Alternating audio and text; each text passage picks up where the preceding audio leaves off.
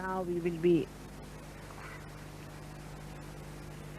going for our further movement, and I may have to return back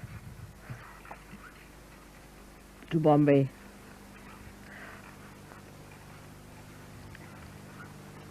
I do not know how comfortable you were here.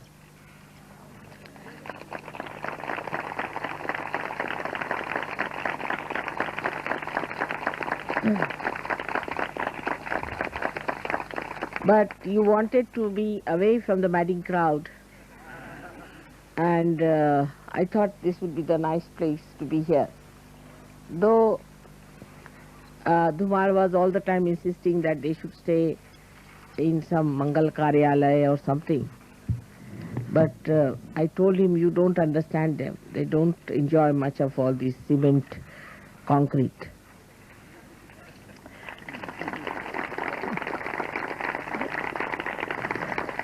They would always like to be in the company of nature as long as they get some protection from the sun and the rain.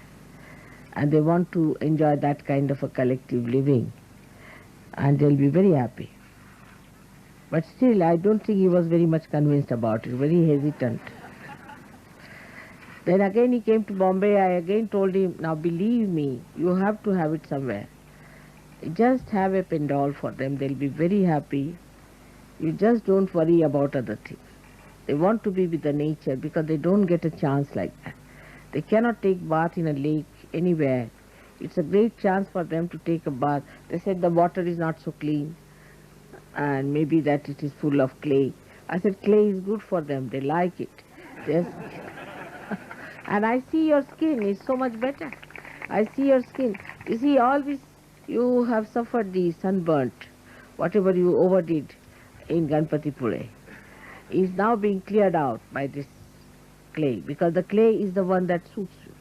Even if you can put some clay on your stomach, it will take out all the heat from your stomach. Very good for liver, this clay is.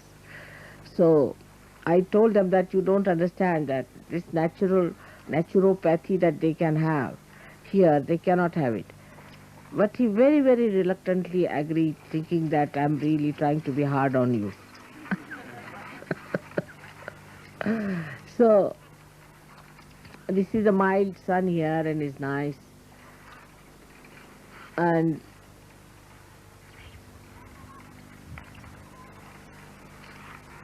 the atmosphere is very clear and clean. Plus you have got such a beautiful temple of Ekadashi Rudra here, which is such a nice place we have found out.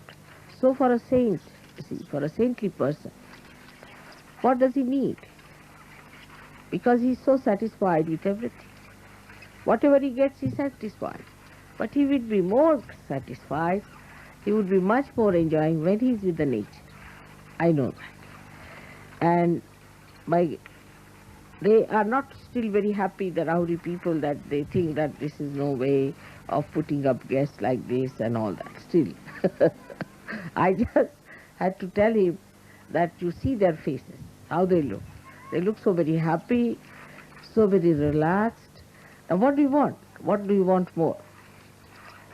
But now we must understand that one habit that we have always, we have developed it because we have been going out.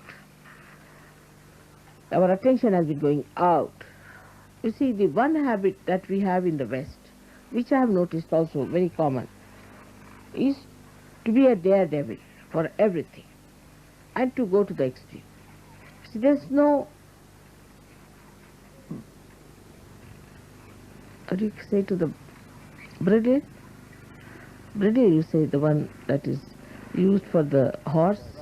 Bridle. The bridle is not there. There's no bridle in our behavior. We go to extremes in everything.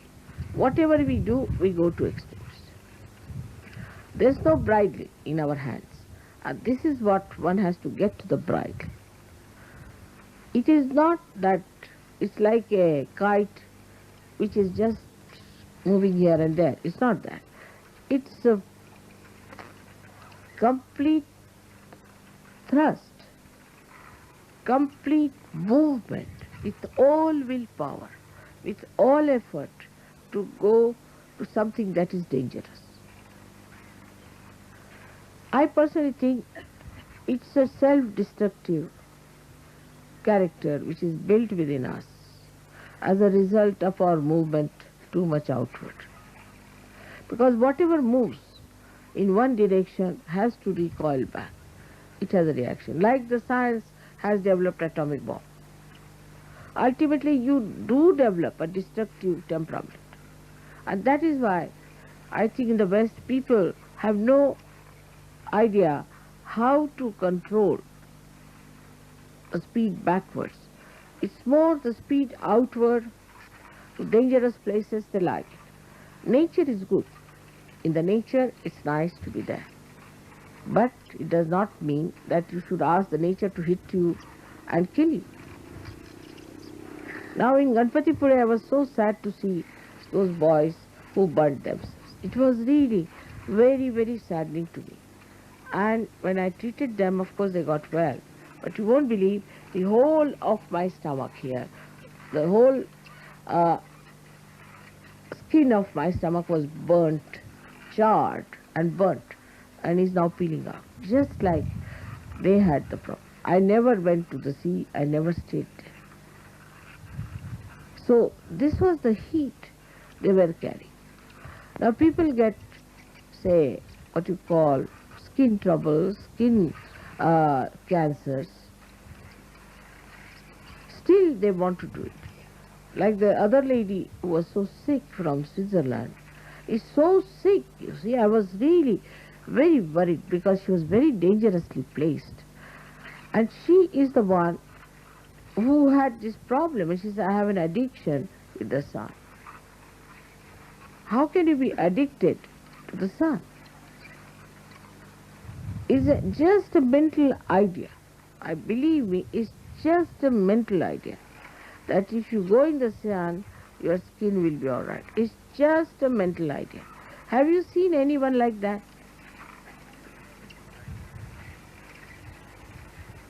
I mean, what is the proof that if you go in the sun, your skin will improve? What is the proof? We Indians never go in the sun. Never. We never go in a windy place. Never in a windy place.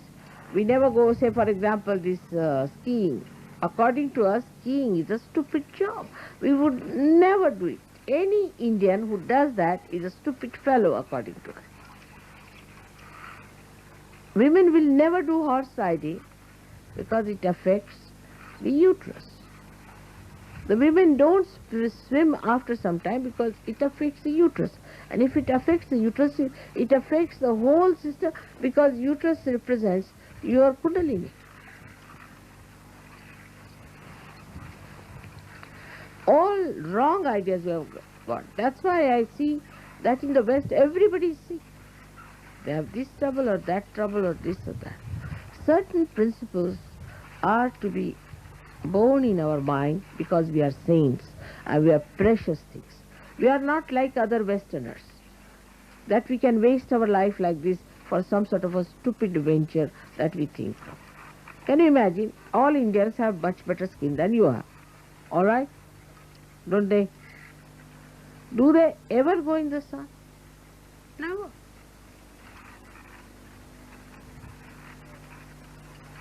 Then have you seen any Indian sitting outside here taking sun bath? I mean, the proof of the pudding is that despite all that, your skins are so bad. Now, how can your skin be good with the sun? Let us take absolutely a chemical reaction. Now, what happens that when the thing falls upon our skin or upon the head, this head has got a brain, and the brain is made of fat. All right? Now, if you put the fat in the sun, what will happen? It will melt. And that's how people have melted brains. The brains are not normal. They behave in a way you just don't understand why they behave like this.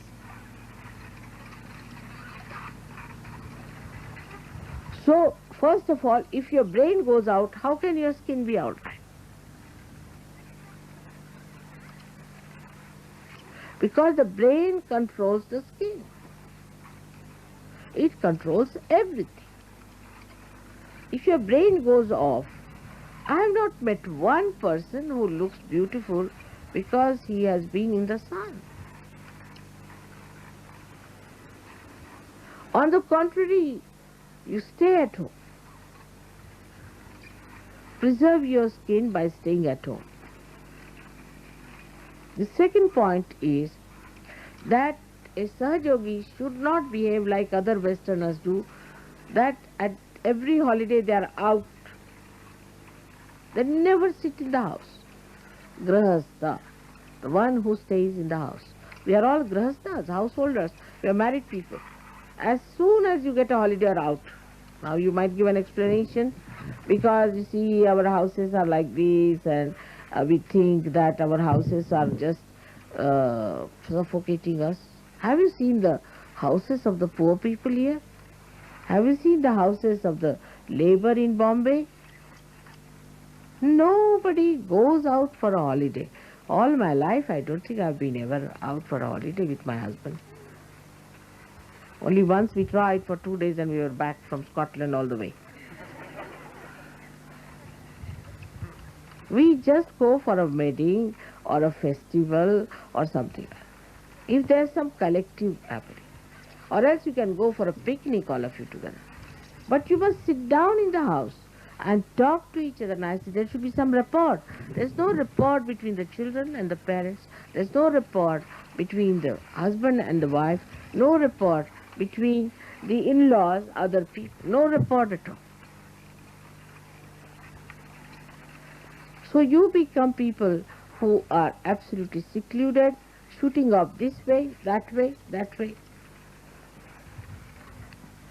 Sit down and talk.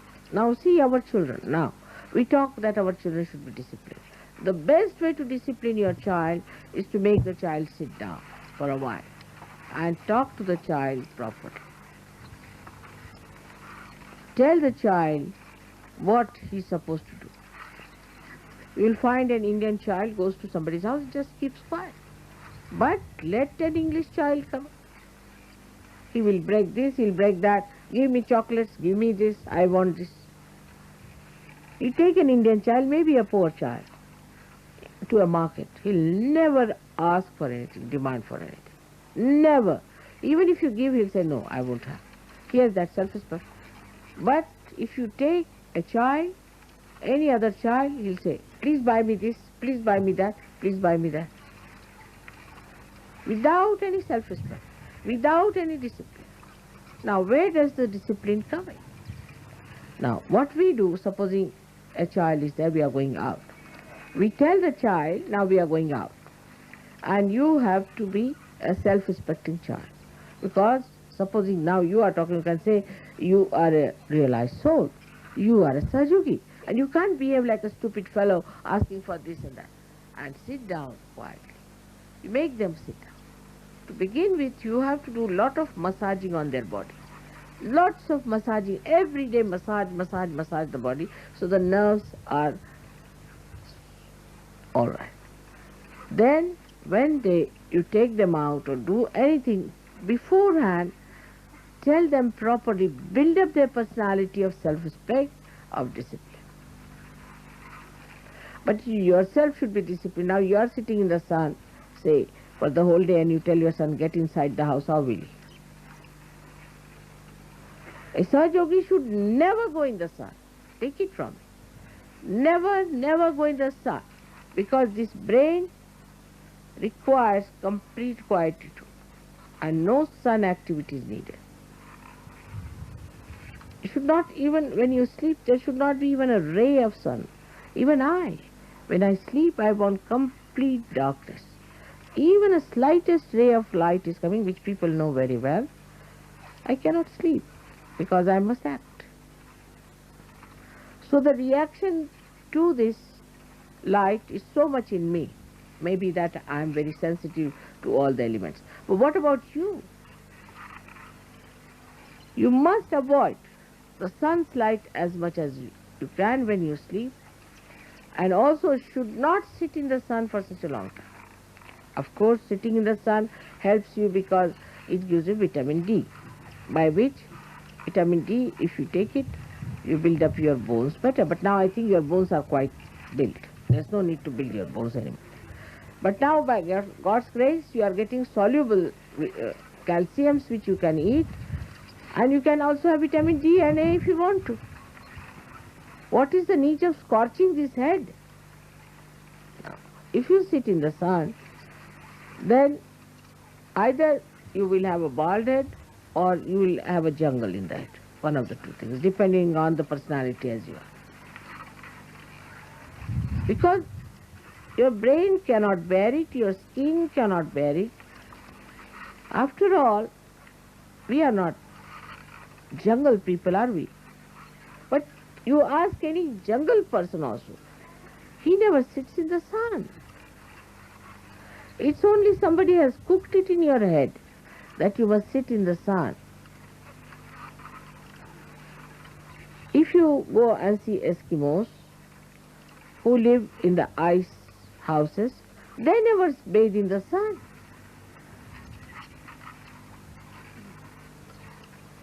Have you ever seen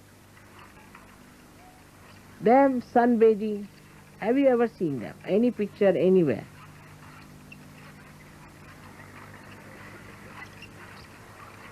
Then why this special type of stupidity is there among other people? Because you have lost that sense to know that you are maneuvered.